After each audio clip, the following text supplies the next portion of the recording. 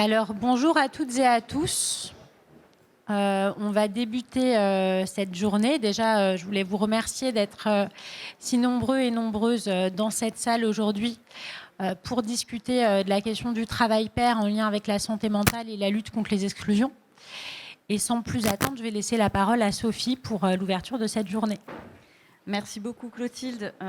Déjà, je suis ravie de me retrouver parmi vous aujourd'hui. Alors, je salue Bruno Morel qui devait normalement ouvrir cette journée, mais qui a eu un empêchement, et ce qui me vaut le plaisir d'être parmi vous aujourd'hui.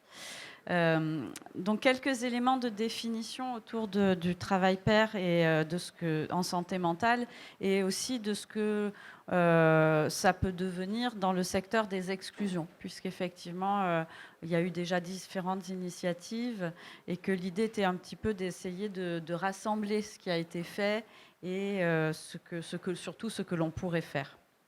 Donc la définition du travail pair qui a été retenue dans le projet désigne l'action des professionnels rémunérés exerçant dans le secteur de la lutte contre les exclusions et s'appuyant dans leur pratique professionnelle sur une expérience de vie pouvant être rencontrée par les personnes accompagnées.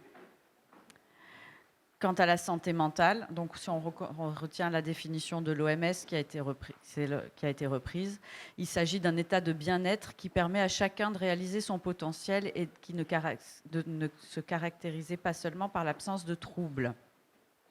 Le travail pair a fait ses preuves dans les champs de la dictologie et de la réduction des risques, ou encore dans le champ de la santé mentale.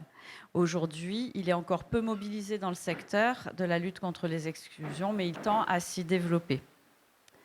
Donc pour la FAS Île-de-France, le travail pair permet une autre approche de l'accompagnement des personnes qui se base sur des savoirs expérientiels et non académiques des professionnels. Dans ce sens, il permet aux équipes de s'enrichir de nouvelles compétences et connaissances pour un accompagnement social global. Il permet également de faire un pas de côté par rapport à ce qui fonde nos interventions, et puis de pouvoir considérer autrement les personnes qui sont l'objet de nos actions. La valorisation des savoirs expérientiels permet également de valoriser le vécu des personnes et concourt à renforcer la participation des personnes accueillies et ou accompagnées. Il est également intimement lié à l'approche rétablissement, qui transforme l'approche des difficultés rencontrées par les personnes accompagnées et s'attache à favoriser l'autonomisation et le développement du pouvoir d'agir. Au lieu de partir des difficultés que rencontrent les personnes, en fait, ce que ça va permettre surtout, c'est une approche par les forces. Et ça, c'est un changement de paradigme extrêmement important.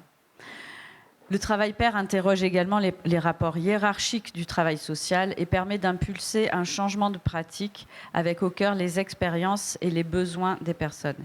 Il s'agit d'une nouvelle approche du travail social. Donc, ce qui est important également dans la question du travail pair, c'est aussi le regard que l'on peut porter sur les différentes expériences vécues et le fait de pouvoir les dire. C'est-à-dire de pouvoir, quand on est dans une situation de travail et d'emploi, dire que on est concerné par une situation de santé mentale, qu'on est concerné par un parcours migratoire, que l'on est concerné également par une maladie chronique, et que c'est l'expérience tirée de ce vécu a un intérêt dans sa pratique professionnelle. Donc, au niveau du portage institutionnel, le développement du travail pair, ça a été d'abord, en France en tout cas, le développement de la paire aidance comme dans le cadre du plan logement d'abord, dans l'axe accompagner le changement des cultures et pratiques professionnelles et renforcer la formation des acteurs. La DIAL, via une publication conjointe avec la FAS en 2018, a commencé à s'impliquer dans le sujet, avec la parution d'un guide « Développer le travail pair dans le champ de la veille sociale, de l'hébergement et du logement ». Il y a eu également un soutien fort des services de l'État sur le déploiement des dispositifs ACT Un chez soi d'abord, dont le cahier des charges mentionne la présence dans les équipes de médiatrices en santé pair. Également, la DIAL en 2021 en 2020-2021, dans son appel à manifestation d'intérêt sur les grands marginaux, a également favorisé les initiatives qui faisaient appel à du travail pair.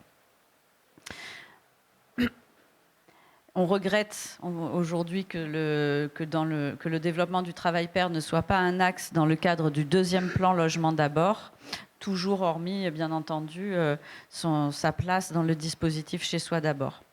Il nous semble important que le développement du travail pair soit accompagné par les institutions, notamment pour que l'embauche de travailleurs pairs puisse faire l'objet d'un financement dédié dans le cadre des dotations pour les structures du secteur de la lutte contre les exclusions, pour que les structures puissent avoir un appui au développement du travail pair et que son apport puisse être reconnu, et pour que le métier de travailleur pair soit reconnu par nos conventions collectives.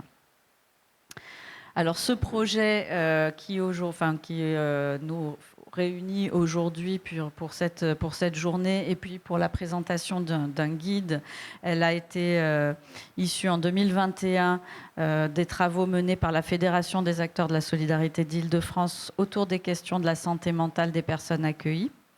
Et ce travail a mené à une journée régionale en décembre 2021 qui a permis d'identifier le travail pair comme un levier d'action. Donc ce projet,